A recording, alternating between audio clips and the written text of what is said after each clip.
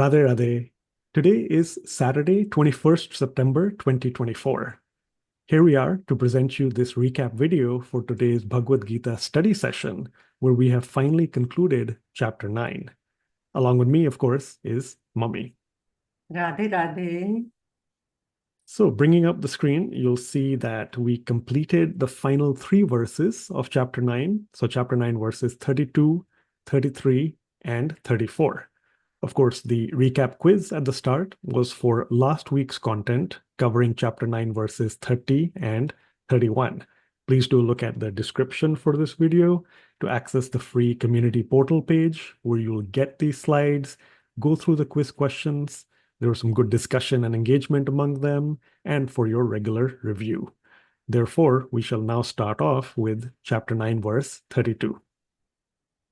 Mam hi parth vyapashritya ye pisyuh papayonayah striyo vaishyas tatha shudraha te piyanti param gatim. So Chapter 9 verse 32 has the catchphrase all aboard, because as we learned today, Sri Krishna literally, truly, sincerely invites everyone to join along and come aboard for this journey.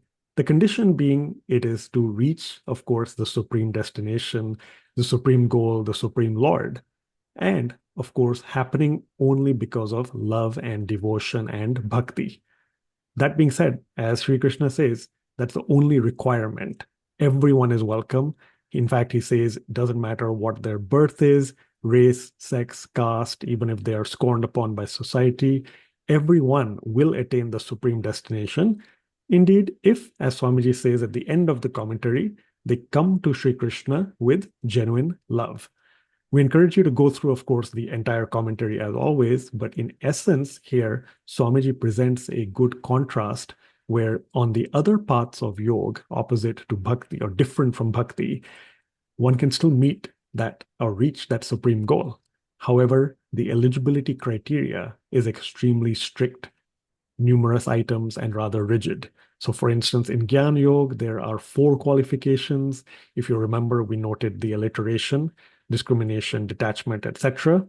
And then in Karmkand, Vedic rituals, even more. 6 criteria have to be fulfilled: proper place, time, proper, enunciation of mantras, the right volume, intonation, tempo, everything.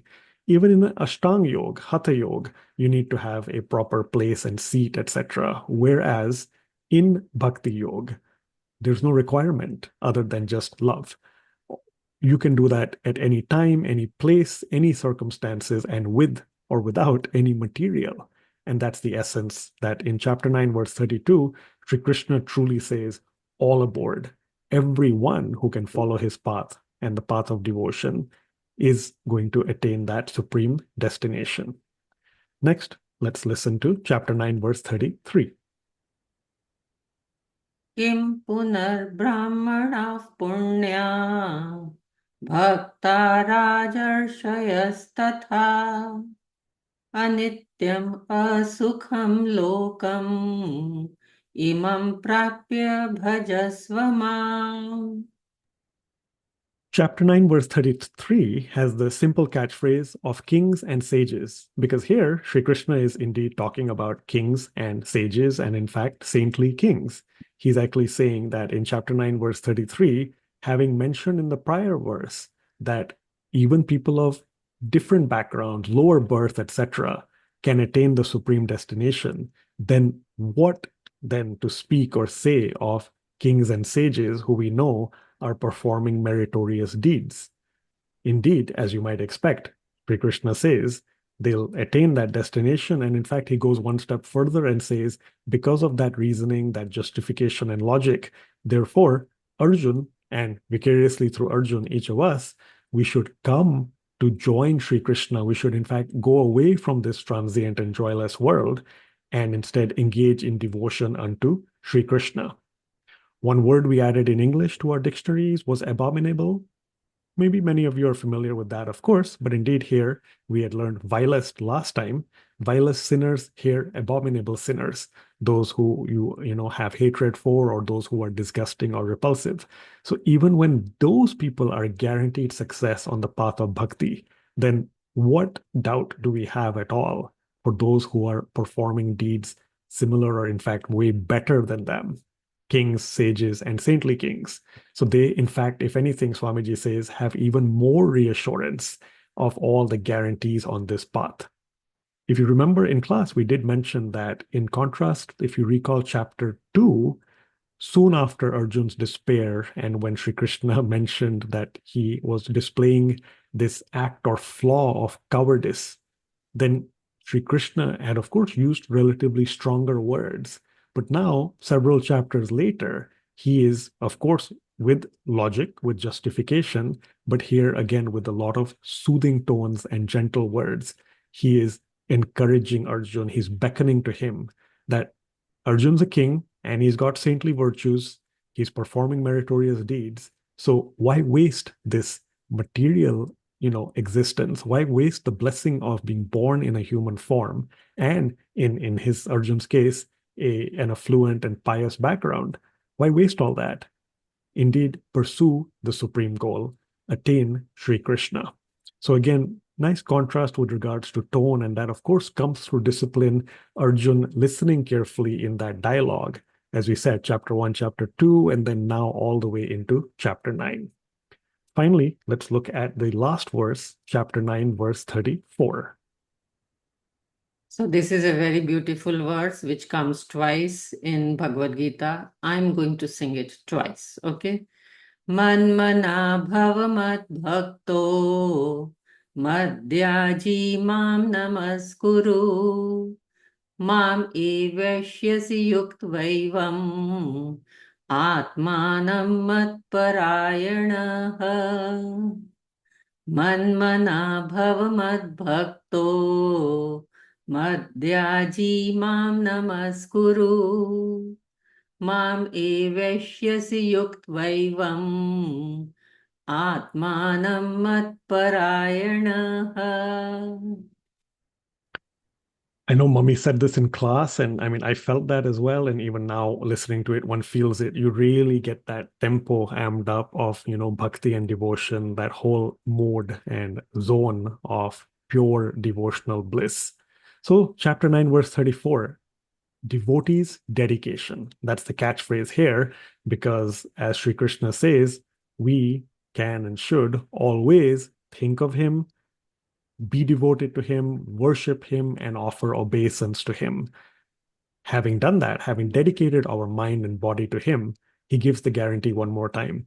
We will certainly come to him. So that is the devotee's dedication he is asking us to pursue and to offer.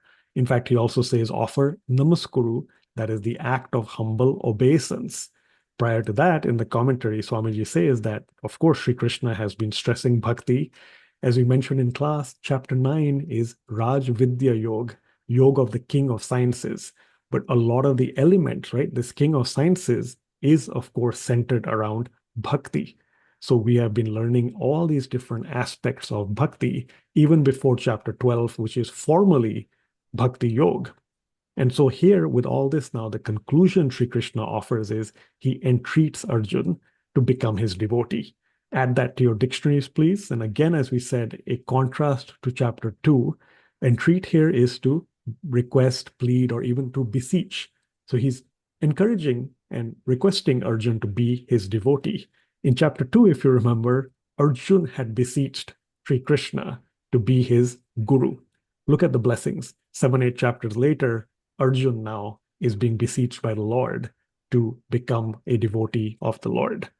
And so, again, through yoga, through uniting the consciousness with Sri Krishna's consciousness and offering this obeisance, this namaskuru context, then the guarantee is that we will, of course, come to Sri Krishna.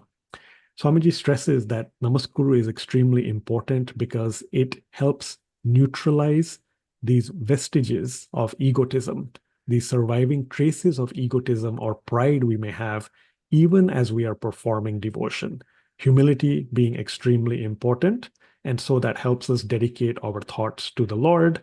And then with this complete communion, this whole association, and there's a deeper context, of course, some of you might know in Christianity, but certainly here with communion with the Lord, with God, through Bhakti Yoga, then there is no doubt we will certainly come to Sri Krishna. So that's chapter 9, verse 34. As Mami said, it actually occurs twice in the Bhagavad Gita. Your homework is you can look for that if you want. Otherwise, as always, just wait for it to come. It'll come in a much later chapter, is the tiny mention I'll say. And yes, it's indeed very, very devotional. So we look out for that down the road. And here, the flyer that you saw prior to class or during class, what's a good time to offer obeisance to God? Is it what's shown here, which is a specific time on the clock? We know the answer. No, it should be all the time. But again, to review what was covered in class, this is showing 9:34 because chapter 9, verse 34, of course, connects to this one. The answer is, of course, always think of God, always offer obeisance to God. And therefore, unlike the frail, feeble old hands shown in the picture, we don't want that to be the stage at which we start offering obeisance to God. Hopefully, baby hands, kid hands, we can do that at a much, much younger stage, whichever lifetime it may be. The point is, start as early as you can, and all the time we can dedicate our body, mind, our thoughts in devotion, in Bhakti Yoga to God. Mummy, it's over to you for all these three verses and enlighten us with important Sanskrit words and other takeaways and examples, please. Yeah, so we'll start with the verse 32, and the word there is Vyapashritya. Vyapashritya. That means there is word hidden, ashray. Ashray means to take refuge. So, what is Krishna saying in this verse? He says, those who take refuge in me. Okay, that's why this word is very important. The thing is, we have to surrender to him. We have to have full faith in him, surrender to him. Then automatically he will take care of us. He said in the previous verse that his devotee will never be lost. And then he says that he told us earlier also that even the vilest sinners, can become righteous. So then what is to say about those who are already doing meritorious deeds, who have taken birth in pious families, so they are already moving on the path of spirituality. So he is giving full guarantee basically. And then he's saying that other paths are very difficult. As we all know, now we are at the end of chapter 9, and the previous chapters we have learned the different paths of yoga with God.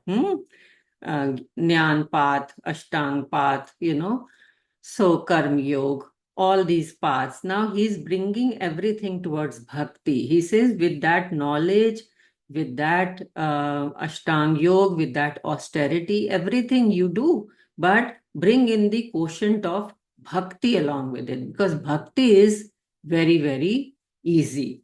And from Padma Puran, Swamiji gives us this example where it says, न देश नियमस्तस्मिन् न काल नियमस्तथा.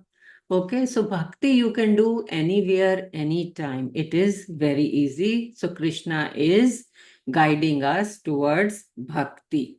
Let's see verse number 33.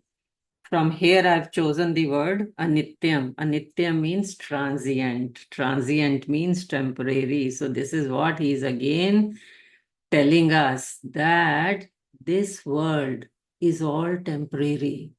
Okay, things are changing at every moment. What are we waiting for? A person starts dying from the day the person is born. If we understand that, then we will not wait for the last minute. Okay, we will understand then that at every moment we have to be aware of that Lord. We have to attach our mind to God, and we have to do loads of bhakti. What kind of bhakti? Ananya bhakti, exclusive devotion, loving devotion. Once we have faith in God, once we are surrendered, then we don't have to worry. Then let Krishna worry about us. All we will do, we will just love him and dedicate all our actions to him. That's it. This is nothing much. So if once we come into this acceptance and understand this knowledge, then move on the path of bhakti with full resolve. And Krishna is giving us the guarantee. So then, what to wait for? Let's see verse number 34.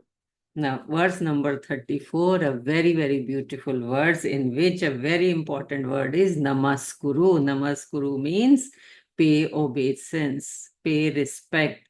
So then we bow down. We bow down and we be in gratitude and we be thankful at all times. So Krishna is saying that think of Sri Krishna. He's saying be devoted to him. He's saying worship him and offer obeisance to him, having dedicated our mind and body to him. What will we attain? We will attain Golok. We will attain Sri Krishna. We will attain God realization. Krishna is giving 100% guarantee here. So what are we thinking about? Let's all move in that direction with dedicating all our actions to Sri Krishna and with loving devotion, paying our obeisance to him at every point of time. And how something I will give example, it can be very helpful. As you see behind me, there is Radha Krishna temple. Radha Krishna temple calendar is there. On my desk, I have another one. There are beautiful quotations by Swamiji on this. So if we have God's picture on our bedside, God's picture at the entrance of our house, at our desk, at as many places in the house. It can be small also. That will remind us again and again. We will not have to make so much of effort. Automatically, we will bow down and be in gratitude and be grateful to God. And that reminds me that then today we have finished 9 chapters. Started in 2019, November, and week by week, word by word, we have been following Swamiji's Bhagavad Gita book. And here it says we have covered up to 327 pages, and total pages are 606, I think. Okay. So the journey ahead is going to be little faster, as most of the basic concepts and terms have been explained in all these chapters. And Krishna has, after explaining all the different paths, he has brought us to one point where he is talking about man mana mad bhakto. Okay, Madhyaji Mam Namaskuru. So basically, bhakti, and bhakti in chapter 10, he will tell us who he is. In chapter 11, he will show himself, and we'll move on this path very fast. So with that, I take your leave. Over to you, Gagan. Thank you, Mommy. I love that preview. So yeah, excited about that as well, both as a facilitator and also as a participant, obviously. So I hope everyone partakes in that week after week as well. As we mentioned in class, next week is the East Coast retreat. Realistically, we'll meet 2 weeks from today. So that'll be Saturday, 5th October, 2024.